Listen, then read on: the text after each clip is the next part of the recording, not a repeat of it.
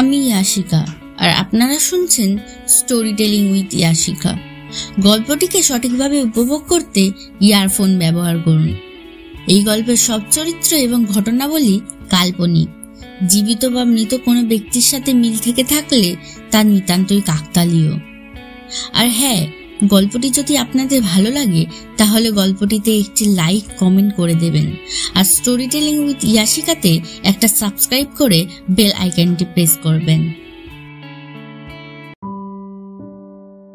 একটা মেয়ে যার স্বভাবে একটু অন্যরকম ছাপ আছে, ছেলেদের পোশাক পরতে ভালোবাসে, চুল ছোট রাখে, খেলার মাঠে ফুটবল ক্রিকেটে ছেলেদের সঙ্গেই ঘুরে বেড়ায়। তার ভঙ্গি, কথাবার্তা, চালচলনে কোথাও যেন সাধারণ মেয়েদের মতো বাধা ধরা নিয়ম নেই। কিন্তু সমাজের চোখে এই ভিন্নতা অনেক সময়ই বোঝা যায় না। প্রতিবেশীরা তাকে দেখে মুখ বাঁকায়, ফিসফিস করে। মেয়ে মানুষ হয়ে আবার ছেলের মতো হাঁটে কেমন করে? ওর মাথার ঠিক নেই, মানসিক ভারসাম্যহীন। পরিবারও অনেক সময় বোঝার বদলে দোষারোপ করে। মা বাবা ভাবে তাদের মেয়ে হয়তো অস্বাভাবিক, অন্যরা যা বলছে তাই সত্যি।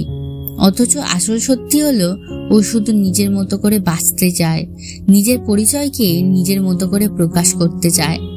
মানুষ ভাবে আলাদা মানেই সমস্যা, অথচ আলাদা মানেই তো শক্তি। প্রতিটি মানুষের স্বভাব, পছন্দ, পোশাক, চালচলন আলাদা হতেই পারে। একজন মেয়ে যদি ছেলেদের পোশাকে স্বাচ্ছন্দ্য বোধ করে, তাতে তার মানসিক ভারসাম্যহীনতার কিছু নেই। সমস্যাটা আসলে সমাজের দৃষ্টিভঙ্গির, যা ভিন্ন তাকে অস্বাভাবিক বলে দাগিয়ে দেয়। অথচ তাকে বোঝা, তাকে গ্রহণ করা, এটাই আসল মানবিকতা। অঙ্কিতা পাড়ার বাকি মেয়েদের মতো ছিল না। তার চুল ছোট করে কাটা, জামা প্যান্ট আর শার্ট পরলেই যেন নিজেকে সবচেয়ে বেশি স্বস্তিতে পেত। ছোটবেলা থেকেই পুতুল খেলা তার একেবারেই ভালো লাগতো না, বরং গলির ছেলেদের সঙ্গে ক্রিকেট খেলতো। গাছে চড়তে বা সাইকেল নিয়ে দৌড়াতে ভীষণ মজা লাগতো তার। কিন্তু এই সহজ পছন্দটাই যেন হয়ে দাঁড়িয়েছিল পাড়ার সবার চোখে অপরাধ। প্রতিবেশীরা আড়ালে আবডালে বলতো, ওই মেয়েটা ঠিকঠাক না, ছেলের মতো আচরণ করে, বেচারার মাথার ঠিক নেই বোধহয়, মানসিক ভারসাম্যহীন। মাঝে মাঝে অঙ্কিতার মা কাঁদতে কাঁদতে তাকে বলতেন, মা তুই একটু মেয়েদের মতো হতে পারিস তো, শাড়ি পর, চুল বড় কর, সবাই হাসাহাসি করে তোকে নিয়ে। অঙ্কিতা চুপ করে যেত, তার ভেতরে কষ্ট জমত, কিন্তু নিজের স্বভাবকে অস্বীকার করার শক্তি তার ছিল না। আয়নার সামনে দাঁড়িয়ে সে অনেকবার ভেবেছে, আমি কি সত্যি অস্বাভাবিক, নাকি ওরা আমাকে বুঝতে চায় না। একদিন পাড়ার মাঠে ছেলেরা যখন বল নিয়ে খেলছিল, অঙ্কিতা তাদের সঙ্গেই খেলতে নেমে গেল। খেলার উত্তেজনায় সে একাই 3টে উইকেট ফেলল। ছেলেরা হই হই করে তাকে বাহবা দিল। মুহূর্তটা যেন তার বুকের ভেতর সাহসের আলো জ্বালিয়ে দিল। সেই রাতে ডায়েরিতে লিখল সে, আমি আমার জামা, আমার চুল, আমার ভঙ্গি সবটাই আমার নিজে। আমি অন্যরকম মানেই খারাপ নই। মানুষ আমাকে বুঝুক বা নাই বুঝুক, আমি নিজেকে বদলাবো না। সময়ের সঙ্গে সঙ্গে অঙ্কিতা নিজের পড়াশোনায় মন দিল। কলেজে গিয়ে নাটক আর বিতর্কে নাম দিল। সেখানে অনেকেই তাকে খোলা মনে গ্রহণ করল, তার আত্মবিশ্বাসকে সম্মান দিল। ধীরে ধীরে সে বুঝল দোষটা কখনোই তার ছিল না, দোষটা ছিল সমাজের দৃষ্টিভঙ্গির। আজ অঙ্কিতা যখন নিজের মতো করে হাঁটে, তার চোখে আর লজ্জা নেই, আছে দৃঢ় বিশ্বাস। নিজেকে ভালোবাসা মানে আসল সাহস, যেন শরীরের প্রতিটি অঙ্গ আর শ্বাস প্রশ্বাস তাকে বলতো, এটাই তুই। প্রতিবেশীরা প্রথমে হেসে উড়িয়ে দিত, কিন্তু বয়স বাড়তেই ফিসফিসানি বেড়ে গেল। ও মেয়ে না ছেলে, মাথায় গন্ডগোল আছে, এভাবে চলতে থাকলে ভবিষ্যতে সর্বনাশ হবে, কোনো ছেলে বিয়ে করবে না ওকে। এই কথাগুলো অঙ্কিতার কানে যেত, বুকের ভেতর মোচড় দিত। একদিন স্কুলের সাংস্কৃতিক অনুষ্ঠানে মেয়েদের নাচে নাম লেখানোর জন্য সবাই উৎসাহ দিল অঙ্কিতাকে, কিন্তু সে জেদ করে বলল, আমি নাটকে নাম দেব, আমি ছেলেদের চরিত্র করতে চাই। শিক্ষক প্রথমে অবাক হলেও পরে অনুমতি দিলেন। নাটকের দিন মঞ্চে দাঁড়িয়ে অঙ্কিতা ছেলেদের মতো সংলাপ দিল, তার দৃঢ় ভঙ্গি দেখে দর্শক হাততালি দিল। অনেকেই অবাক হয়ে বলল, এত ভালো অভিনয় করলো। কিন্তু বাড়ি ফিরতেই মা মুখ গোমড়া করে বললেন, মেয়েদের মতো হোস না কেন তুই, সবসময় ছেলের মতো সাজবি। অঙ্কিতা কিছু বলল না, শুধু নিজের ঘরে গিয়ে আয়নায় তাকালো। মনে মনে বলল, আমি কি ভুল করছি, নাকি আমি শুধু আমি হয়েই থাকতে চাই। এই দ্বন্দ্বই তার জীবনকে আলাদা পথে নিয়ে যেতে শুরু করলো। অঙ্কিতা তখন কলেজে উঠেছে সবে সবে। বয়সের সঙ্গে সঙ্গে তার ভেতরে স্বাধীন চেতা স্বভাবও যেন আরো প্রকট হয়ে উঠছিল। ছোটবেলায় খেলার ছলে যে ছেলে ভাবছিল তা এখন তার আচরণে, পোশাকে, চলাফেরায় গভীরভাবে গেঁথে গেছে। পাড়া ছেলেদের সঙ্গে অঙ্কিতার বন্ধুত্ব ছিল খোলামেলা। তারা তাকে অঙ্কিতদা বলে ডাকত। ফুটবল ম্যাচে গোলকিপার হলে সবার চোখে ভরসা থাকত শুধু তার উপর। গলির দাদারা সাইকেলের রেসে নাম লেখাতো, আর অঙ্কিতা যেন ছুট্ট মুক্ত আকাশের সঙ্গে পাল্লা দিয়ে। কিন্তু বাইরের এই আনন্দের আড়ালে চাপ ক্রমেই বেড়ে চলছিল। প্রতিবেশী, মাসিরা মাঝে মাঝে তার মাকে বলে দিতেন, আপনার মেয়ে ঠিক নেই, দেখুন না সারাক্ষণ ছেলেদের সঙ্গে ঘোরে, চুল বড় করে না কেন, মেয়েদের মতো শাড়ি পরা শিখিয়ে দিন। মা তখন ঘরে ফিরেই ধমক দিতেন, তুই আমাদের মুখটা পুড়িয়ে দিচ্ছিস অঙ্কিতা, সবাই হাসে। বাবা তেমন কিছু বলতেন না, তবে নীরব রাগে মুখ গম্ভীর করে রাখতেন। সেই নীরবতা অঙ্কিতার বুকের ভেতর কাটার মতো বিদ্ধ। একদিন কলেজে ক্লাসে বসে মেয়েরা ফিসফিস করে হেসে উঠল। তাদের একজন জোরে বলল, দেখেছিস ওর হাঁটা চলা একেবারে ছেলেদের মতো। অন্যজন বলল, হয়তো ও মেয়ে না, ছেলে সেজে আছে। অঙ্কিতার ভেতরটা কেঁপে উঠলেও মুখে কিছু বলল না, চুপ করে বইয়ের পাতায় চোখ রাখলো। কিন্তু সেই হাসি, সেই ফিসফিসানি তার কানে ধ্বনিত হতে লাগলো সারাদিন। রাতে ডায়েরিতে লিখল সে, আমি আলাদা বলেই ওরা হাসে, কিন্তু আমি যদি নিজের মতো না থাকি তবে কি আমি সত্যিই সুখী হব? তবে সবসময় যে অঙ্কিতা একা ছিল তা নয়। স্কুলের একজন শিক্ষক মোহিনী ম্যাডাম তার ভিন্নতাকে বুঝতে পেরেছিলেন। একদিন খেলার মাঠে দাঁড়িয়ে বললেন, তুই দৌড়ে অন্যদের হারিয়ে দিয়েছিস, মনে রাখিস অঙ্কিতা, নিজের মতো হওয়াটাই আসল শক্তি। সমাজ তোকে বুঝবে না, কিন্তু তুই যদি নিজেকে বিশ্বাস করিস তবে একদিন ওরা তোকে সম্মান দেবে। সেই কথাগুলো অঙ্কিতার মনে আলো জ্বালিয়ে দিয়েছিল, তবু চাপ থামছিল না। পাড়ায় উৎসব হলে মেয়েদের আলাদা দল, ছেলেদের আলাদা দল। অঙ্কিতাকে নিয়ে দ্বিধা তৈরি হতো সবসময়, কোথায় তাকে বসানো হবে। মেয়েদের দলে সে অস্বস্তি থাকে, ছেলেদের দলে দিলে সবাই ঠাট্টা করে। তখন সে বুঝতে পারল সমাজের বানানো সীমানা আসলে সবচেয়ে বড় শৃঙ্খল।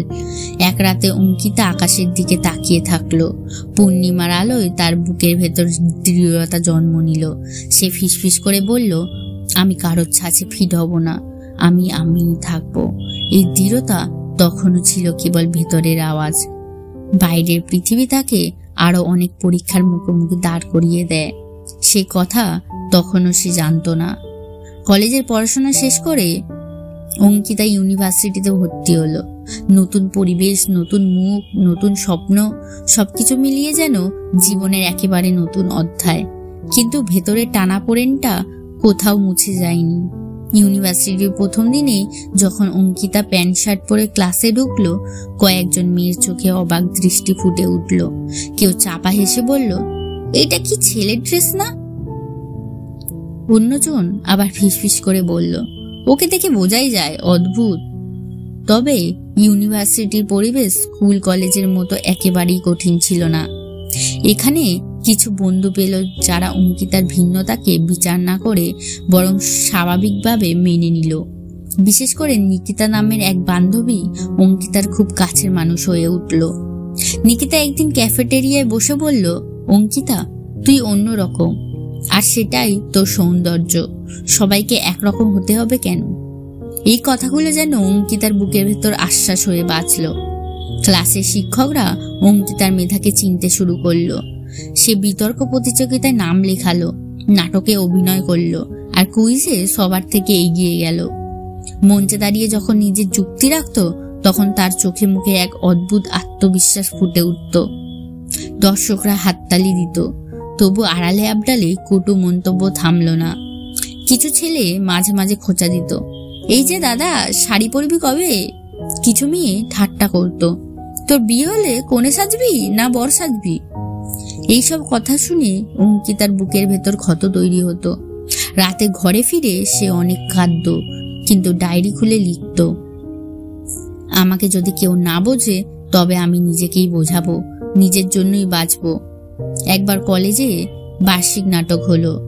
নাটকের চরিত্র ভাগ করার সময় সবাই অবাক হলো। যখন পরিচালক অঙ্কিতাকে ছেলেদের চরিত্রে অভিনয় করতে দিলেন, অঙ্কিতা সেই চরিত্রে এত প্রাণ ঢেলে দিল যে দর্শক আসন থেকে তুমুল হাততালি উঠল। নাটক শেষে নিকিতা এসে জড়িয়ে ধরে বলল, তুই প্রমাণ করে দিলি অন্যরকম হয়েও আলাদা আলো ছড়ানো যায়। সেদিন রাতে বাড়ি ফিরে অঙ্কিতার বাবা প্রথমবারের মতো মুখে মৃদু হাসি ফুটিয়ে বললেন, তুই যাই হোস, অভিনয়টা দারুণ করেছিস। এই কথাটা ছোট হলেও অঙ্কিতার কাছে যেন পাহাড় সরানোর সমান মনে হলো। তবে সবাই যে মেনে নিল তা নয়। প্রতিবেশীরা তখনও বলতো, মেয়েটার মাথায় গোলমাল আছে, কলেজে গিয়েও নষ্ট হয়ে যাচ্ছে। অঙ্কিতা জানতো সমাজ এত তাড়াতাড়ি বদলাবে না, কিন্তু তার ভেতরে ধীরে ধীরে সাহস জন্মেছিল। সে বুঝতে শুরু করছিল নিজেকে অস্বীকার করা মানেই সবচেয়ে বড় শাস্তি। আর ঠিক তখনই জীবনে মোড় ঘোরানোর কিছু ঘটনার ইঙ্গিত আসতে শুরু করলো, যা অঙ্কিতাকে শুধু নিজের জন্য নয়, সমাজের দৃষ্টিভঙ্গির বিরুদ্ধে দাঁড়ানোর শক্তিও দেবে। ইউনিভার্সিটিতে ভর্তি হওয়ার পর প্রায় 1 বছর কেটে গেছে। অঙ্কিতা এখন অনেকটাই জায়গা করে নিয়েছে ক্লাসে, বন্ধুদের মনে আর শিক্ষকদের চোখে। কিন্তু সমাজের কটু মন্তব্য যেন এখনো পিছু ছাড়ছে না। বার্ষিক সাংস্কৃতিক উৎসবের আয়োজন হলো ইউনিভার্সিটিতে। নাটক, নাচ, গান, কবিতা সব মিলিয়ে রঙিন আয়োজন। নাটকের পরিচালক এবার অঙ্কিতাকে কেন্দ্রীয় চরিত্র দিলেন, এক সাহসী তরুণ যে সমাজের অন্যায়ের বিরুদ্ধে দাঁড়ায়। প্রথমে অনেকেই প্রশ্ন তুলল, মেয়েকে ছেলে চরিত্র দেওয়া কি ঠিক? কিন্তু পরিচালক দৃঢ় কণ্ঠে বললেন, আমি চরিত্র দেখি, লিঙ্গ নয়। অঙ্কিতার মধ্যে সেই শক্তি আছে। রিহার্সাল শুরু হলো। অঙ্কিতা দিনরাত মগ্ন হয়ে গেল চরিত্রে। তার সংলাপ, দেহভঙ্গি, চোখের দৃঢ়তা সবই যেন এক নতুন আলো ছড়াচ্ছিল। নিকিতা প্রতিদিন পাশে থেকে সাহস জোগাতো। নাটকের দিন হলে ভিড় উপচে পড়ল, আলো জ্বলে উঠল, মঞ্চে প্রবেশ করলো অঙ্কিতা। তার প্রতিটি সংলাপ, প্রতিটি অঙ্গভঙ্গি দর্শকদের মুগ্ধ করে দিল। একসময় যখন সে চিৎকার করে বলল, ভয়কে ভয় পেলে বাঁচা যায় না, পুরো হল হাততালিতে গর্জে উঠল। নাটক শেষে দর্শক আসন থেকে প্রশংসার বন্যা বইল। ইউনিভার্সিটির অধ্যক্ষ মঞ্চে উঠে বললেন, আজকের আসরের সেরা অভিনয় অঙ্কিতার। সেই মুহূর্তে অঙ্কিতার চোখ ভিজে উঠল। মনে হলো তার সব কষ্ট, সব অপমান সার্থক হলো। কিন্তু গল্পের অন্ধকার তখনও অপেক্ষা করছিল। প্রতিবেশীরা খবর পেয়ে আবার ঠাট্টা শুরু করলো। মেয়েকে কলেজ নষ্ট করে দিয়েছে, মেয়েদের মতো না হয়ে ছেলেদের মতো সাজছে। কারো কারো মন্তব্য আরো বিষাক্ত হয়ে উঠল, এমন সন্তান মানসিকভাবে অসুস্থ। একদিন পাড়ার এক অনুষ্ঠান শেষে অঙ্কিতার কানে সরাসরি এসে বাজল, ও তো মেয়ে না, ছেলে হওয়ার চেষ্টা করছে। অঙ্কিতার বুকের ভেতর যেন আগুন জ্বলে উঠল। সে চুপ করে রইল, কিন্তু ভেতরে ভেতরে প্রতিজ্ঞা করল, আমি আর চুপ করব না। যতই আঘাত আসুক, আমি নিজের পরিচয় লুকোবো না। সেই রাতে আকাশের নিচে দাঁড়িয়ে সে নিকিতাকে বলল, জানিস, কখনো মনে হয় আমি যেন এক যুদ্ধক্ষেত্রে দাঁড়িয়ে আছি। সবাই আমাকে ভুল প্রমাণ করতে চায়, কিন্তু আমি জানি আমি ভুল নই। নিকিতা ওর হাত ধরে শান্ত কণ্ঠে বলল, তুই একা নস অঙ্কিতা, আমি তোকে বুঝি, আর একদিন এই সমাজও বুঝবে। অঙ্কিতার চোখে তখন মিশ্র আলো, একদিকে দুঃখের ছায়া, অন্যদিকে দৃঢ়তার জেদ। সেই রাতেই ডায়েরির পাতায় সে লিখল, আজ থেকে শুরু আমার আসল লড়াই, শুধু নিজের জন্য নয়, সেই সব মানুষের জন্যও যাদের সমাজ ভুল বোঝে। এভাবেই অঙ্কিতার জীবনে আলো আর অন্ধকার পাশাপাশি পথ চলতে লাগলো। কখনো হাততালি, কখনো কটূক্তি, কিন্তু সে ধীরে ধীরে বুঝতে পারছিল তার ভিন্নতা আসলে দুর্বলতা নয়, এক বিশাল শক্তি। ইউনিভার্সিটির নাটকের সাফল্যের পর অঙ্কিতার আত্মবিশ্বাস অনেকটা বেড়ে গিয়েছিল, কিন্তু বাইরের পৃথিবী তাকে সহজে শান্তি দিচ্ছিল না। একদিন বিকেলে ইউনিভার্সিটি থেকে ফেরার পথে পাড়ার মোড়ে কয়েকজন ছেলে দাঁড়িয়েছিল। অঙ্কিতাকে দেখেই তারা হাসাহাসি শুরু করলো। এই যে ভাই, বোন সাজবি কবে? ও মেয়ে না ছেলে, কেউ জানে না। চারপাশে ভিড় জমে গেল। আগে হলে অঙ্কিতা হয়তো চুপ করে চলে যেত, কিন্তু সেদিন বুকের ভেতরে জমে থাকা সব কষ্ট যেন ফেটে বেরোলো। সে হঠাৎ তাদের সামনে গিয়ে দৃঢ় গলায় বলল, হ্যাঁ আমি মেয়ে, কিন্তু তোমাদের বানানো নিয়ম মেনে আমি চলবো না। তোমরা যা বলছো সেটা আমার পরিচয় না, আমার পরিচয় আমি নিজেই। তার গলার জোরে মুহূর্তে জায়গাটা স্তব্ধ হয়ে গেল। ছেলেরা প্রথমে অবাক হয়ে তাকালো, তারপর কটূক্তি করতে গিয়েও থেমে গেল। অঙ্কিতার চোখের আগুন যেন তাদের দাঁড়িয়ে থাকতে দিল না। সেদিন অঙ্কিতা বাড়ি ফিরে ভীষণ কাঁপছিল। মা জিজ্ঞেস করলেন কি হয়েছে, কিন্তু অঙ্কিতা কিছু বলল না। শুধু নিজের ঘরে গিয়ে আয়নার সামনে দাঁড়িয়ে দীর্ঘশ্বাস ফেলে বলল, মনে মনে, আজ আমি ভেঙে পড়িনি, আমি দাঁড়িয়ে গেছি। এই ঘটনার খবর ধীরে ধীরে ছড়িয়ে পড়ল। কিছু প্রতিবেশী বলল মেয়েটা বেয়ারা হয়ে গেছে, আবার কেউ কেউ চুপচাপ মুগ্ধও হলো তার সাহসে। ইউনিভার্সিটিতে গিয়ে অঙ্কিতা ঘটনা শোনালো নিকিতাকে। নিকিতা হাত চাপড়ে হেসে বলল, এটাই তোকে আলাদা করে, তুই ভয় পাসনি, এটাই তোর প্রথম জয়। তারপর থেকে অঙ্কিতার ভেতরে এক অদ্ভুত শক্তি জন্ম নিলে। ছোট ছোট জায়গায় সে প্রতিবাদ করতে শুরু করলো। যখন ক্লাসে কেউ কারোর ভিন্ন পোশাক নিয়ে হাসাহাসি করত, অঙ্কিতা সবার সামনে বলতো, প্রত্যেকের নিজের মতো থাকার অধিকার আছে। যখন পাড়ার মাসিমারা তার মাকে কথা শোনাতো, সে শান্তভাবে বলতো, আমি মানসিক ভারসাম্যহীন নই, আমি শুধু আলাদা। প্রথম এসব শুনে মা বাবা ভয়ে চুপ করে যেতেন, কিন্তু ভেতরে ভেতরে তারাও বুঝতে শুরু করলেন অঙ্কিতা হয়তো সত্যি অন্যরকম, কিন্তু সে দুর্বল নয়। একদিন স্কুল পড়ুয়া এক ছোট্ট মেয়ে অঙ্কিতার কাছে এসে বলল, দিদি আমি তোমার মতো হতে চাই, আমি ক্রিকেট খেলতে ভালোবাসি, কিন্তু সবাই বলে মেয়েদের খেলায় মানায় না। তুমি ভয় পাও না?